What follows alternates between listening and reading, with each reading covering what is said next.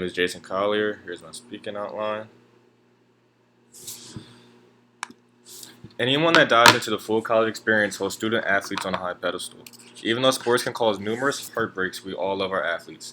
We all understand the hard work they put in to get to and remain where they are, but for most of us, have never experienced that life. Imagine having to wake up before the sun comes up to work out, then spend your afternoons attending class only to finish the day with another workout. Would you have the energy to continue to work a job throughout the night? Since athletics demand such unprecedented amounts of time and dedication, they deserve to be reimbursed, especially when others profiting billions from their hard work. Even though you must be an elite athlete to participate in college athletics, very few are special enough to make it to professional leagues. With that, only a few obtain full ride scholarships or any scholarship at all. This leaves a vast majority of student athletes with thousands of dollars worth of student loans. At least other students have time to work a job and save towards these loans. A student athlete has to choose to either continue playing with no income or give up sports in order to have a more stable lifestyle. Once a college athlete myself, I understand the hardships that they go through. We all see certain strains sports can put on a student's wallet. They aren't given anything in return besides a few scholarships. Not only is this affecting their wallets, failure to change can affect the NCAA's income as well. If nothing has changed, we could witness the end of elite D1 sports. We're going to begin the daily life of an athlete. College athletes working out is their job. They don't have the time to focus on any other than school. We're going to step into the shoes of Hale Hutchins. He plays for the University of Alabama, one of the most prominent football programs in the country. Throughout this post on the huddle, he states that his day begins by waking up at 6:30 a.m. and ending around 11 p.m. He writes 12 p.m. to 2 p.m. In this 2-hour window, I will walk to our football facility, eat lunch, get dressed for practice. The only two windows that he has is still based around his sport. There's barely any time to do anything other than look at your phone, especially when you have to put on as much gear as football players do. He starts his day with an hour worth of workouts and attends class for about 3 hours. After that, he has a 2-hour window before his practice starts. After it starts, roughly an hour and a half are spent watching film. Practice usually extends to be around 3 and 3.5 hours long. After finishing around 6 p.m., the rest of the night is spent eating dinner and doing homework. In order to get a reasonable amount of sleep, there's no time for anything extra. If we don't fix these problems, it could be the end of elite college sports. There's a constant disagreement between athletes and NCAA about potential wages. This disagreement is causing some athletes to explore different options. There are leagues emerging such as the XFL. They don't require college experience to play, unlike the NFL, which required players to be 3 years removed from their graduating year.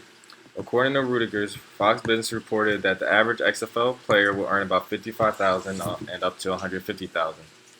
College players will soon realize that they can go to football and get paid. Yes, a college degree is important, but there is nothing stopping them from still attending a school. They can play their sport, get paid, and still get a degree. Other options offer 3 essential needs to players, whereas college only offers 2, a sport to play and a degree. You may think this isn't relevant to you because you are neither a college athlete nor do you care about sports at all. If those athletes choose another route, this can cause a steep decrease in a university's wealth. All the profits from tickets sold, the gear brought, and food sold at events would be lost. Depending on how your school wants to handle the drawback, this can lead to an increase in tuition. A school's reputation can change with sports no longer being a topic of interest. The biggest schools in the country, like Alabama, LSU, Clemson, and even our own FSU, have a reputation for sports.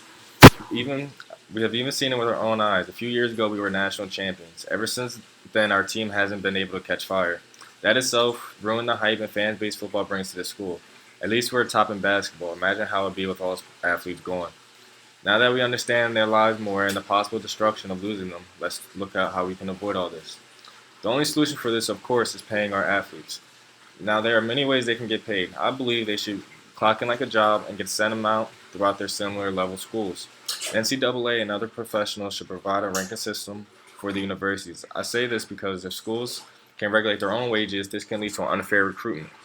Schools that have similar skill sets like LSU and Alabama should be in the same rank. These teams are other rivals, and now they both can equally play and recruit players without any advantages. At the end of the day, the college athletes are still college students. They don't have mortgages to pay off. They don't need tens of thousands of dollars a month, but a few will do. Regardless, a college student or not, everyone needs money. It isn't fair to anyone to keep them from an income, especially when you're profiting billions off of their labor. Outside of sports, money needs to be spent to have basic fun such as going to the movies, go-karting, etc. Should parents have to cough up the money they might not even have to support their child when their school is too selfish to do so?